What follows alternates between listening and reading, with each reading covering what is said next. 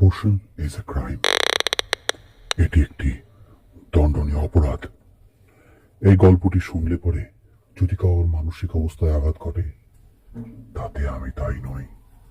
গল্পটি পুরোপুরি এইটিতে হয়েছে, তাই চোখ বন্ধ করে ঠান্ডা মাথায় হেডফোনটি কানে লাগিয়ে তারপর শুনবেন, না হলে এক্সপিরিয়েন্সটা ভালো হবে না।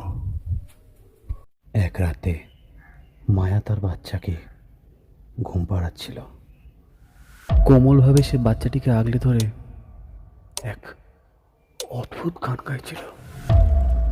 Twinkle, twinkle, little star, how I wonder what you are. Above the falls so high,